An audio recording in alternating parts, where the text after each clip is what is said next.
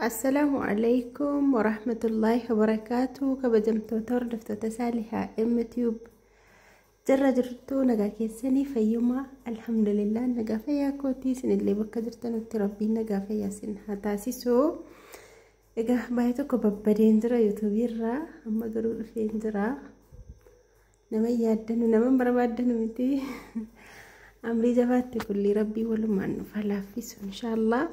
Egaa dhamma akkuma isin argitanu meeshaalee farniicharaa obboleettii keenya kara sarboo kusaayee jechuudha. Sarboo kusaayee baadiyyaa deemee isinitti agarsiisa. Akkasuma gatii isaallee tokko tokkoon kan inni isinitti mutaa. Viidiyoo kana ilaalaatii laayikii godhaa.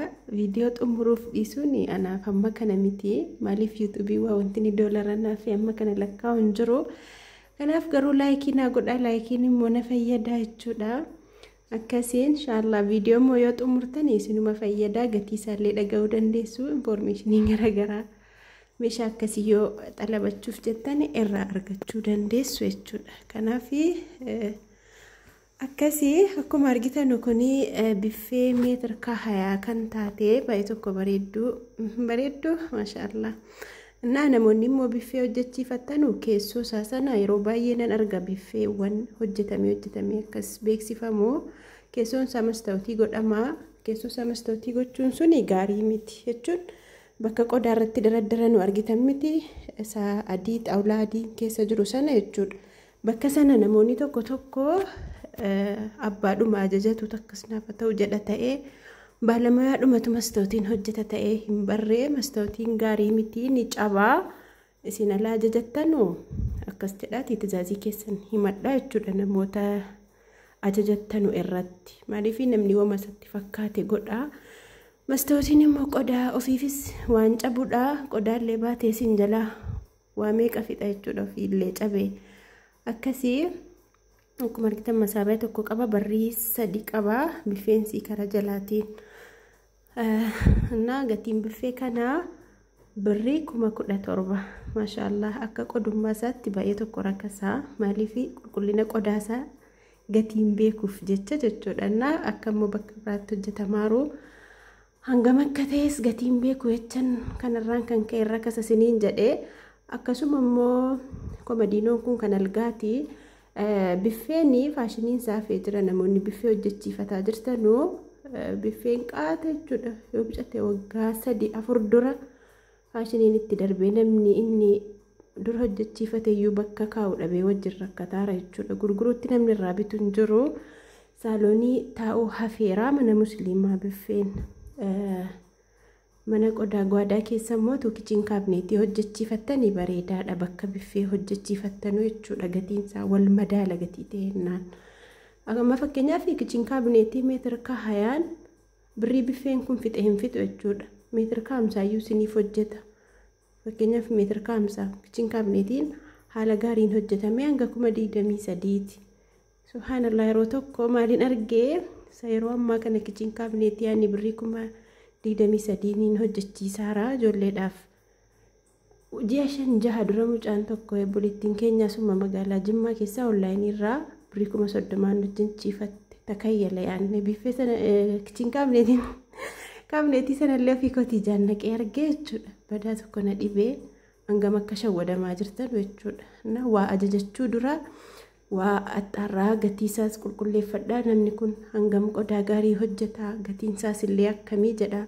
Gatiin rakkasee fi qodaan orjinaala ta'uun niisu, gatiin jabaateef immoo warqiidhaan miti jechuudha kan inni hojjetamu. Kanaaf badaa na dhibee roon naqee ilaalu jechuudha. Kanaaf namoonni tokko anaanii qodaanii kan koo gatii rakkaseef waanii orjinaalan taane wayiitti fakkaataa daa'edheetan tijjirtii keessa gale jechuudha. Akkasii akkuma argitan kumsaaxiniin kun meetira 50dha.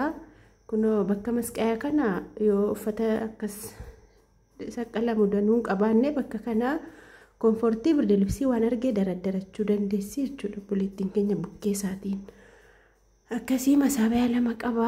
Haala gaariidhaan wantoota barbaaddeesiidhaaf fudhachuu danda'a. Diizaayinii illee hunduma isaa akkaataa filannoo siitii yoo ta'e qalamii qofaa isiin adii akka kana akka danatuuf hin barbaanne gaador goggoraan qalamiin akkas ta'e afaan obboleetti keenya qalamii adii kana badaan feetu turte isiin. Annaa kumsaaxanicha meetira kaamsaa sana qarshii 24,000 jechuudha kan hojjetamee fi bahee akkuma argitanuu TV standii baay'ee tokko bareedduu qodaa qulqulluu kan taate abbaa inchi 32tiif jechuudha TV standichi sun kan inni hojjetame qarshii 9,000 jechuudha TV standiin sun. Annaa diriisiingii yookiin mawwaabiyaan sun immoo qarshii 12,000 wombarii isaati wajjin kan inni hojjetame. Algaan kun immoo meetira 80dha. Baay'ee tokko bal'aadha jechuudha. Yaa viidiyoon irraa fagaatamee ka'e gatii ta'e jennaan meetira kaamsaa viidiyoo yookiin suuraadhaan meetirri wanta tokko amma kana namaaf hin galu badaa. Viidiyoon itti butamees maal jedhamees akka ta'ettu waraabamuu danda'a. Abbuma bira jiru sanaa fi abbaa hojjete sana jechuudha meetira waan tokko kan beekuu danda'u. Akkasii algaan kun amma meetira 80dhaan naaf hojjetamu jettee walumaa galatti qarshii 34,000 ture sila algachi komadiinoo tokko wajjin jechuudha akka kanatti bahee. Garuu mucaan baalamayaan kun yeroo jalqaba isaa babaasee natti immoo 31,000 jedhee dogoggoree natti mi'aan isiitti akkasitti himee akkasitti qabdii ergattee bakka booda kana yeroo inni akkas jedhu dabaluu fi hin dandeenye jechuudha. Akkasumatti 31,000 fudhatte jechuudha. Akkasii akkuma argitanuu maashaallah ala kanaan caanamaa fi jira. Isuuzii abbaa manasii makiinaa fidee dhufee fuudhaa jira jechuudha. Kanaan dura meeshaalee mana keessaallee meeshaa mana guutuu firaashii boondidiirraa kan ta'e waan akkasii meeshaalee biroo meeshaa mana guutuu na biraa ajajattee turte obboleettiin keenya sun kuni waggaa jechuudha yoo bicate meeshaan sun. Annaa sanaa waliin bakka tokkotti deemeef jechuudha meeshaan sun na bira ture erga yaada meeshaa farniicharaa kana hojjetachuu yaada kaastee na bira ture. Meeshaalee farniicharaa kun illee ji'a muraasa keessa ji'a lama maal keessa baheef jechuudha. Akkasii hordoftoota koo egaa maashaallah arabiyaawwan kanneen akkasii kana carqii orjinaala ta'erraa kan inni hojjetame.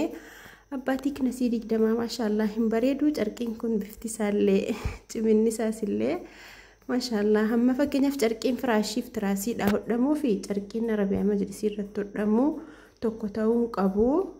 Carqiiwwan akkanaa kana jechuudha. Jimmaan keessan jiru carqiiwwan kunneen kuni garuu namoota arabiyaa majlisii na biratti ajajattanii fi meetira hanga barbaachisuun Addis Ababaadhaa isiniif ichisiisa jechuudha Finfinneedha. Malee Jimmaan keessa hin jiru. Xaaqaansaa tizaaziidhaan dhufa. Akkasii egaa meeshaalee farniicharaa kana namoonni ajajachuu barbaadanii yeroo ammaa kana duwwaa isaa tizaazii taqabbalaan jiru. Tokkoffaa ajaja nama baay'een harka jira arabiyaa majlisii wajjin kan walitti ajajatan jechuudha. Lammaffaa immoo anaaf hamma kana miti jechuudha. Meeshaalee farniicharaa faayidaan isaa anaaf fiikootiin hojjedhu gatii ta'ennaan akkasuma qodaa irratti illee birrii hin qabadhu. Gatii ta'e jennaan irra ciqiccii isaatu guddata jechuudha. Kanaaf namoonni arabiyaa majlisii meeshaa mana guutuu waliin ajajachuu barbaadanii ajajachuu dandeessu. Garuu meeshaalee farniicharaa duwwaa isaatti tizaazii hin taqabbaluun isiniin jedha. Sumaan waafwan arabiyaa majlisii abbaatii kinasii 30 40 kan barbaadan immoo na biraa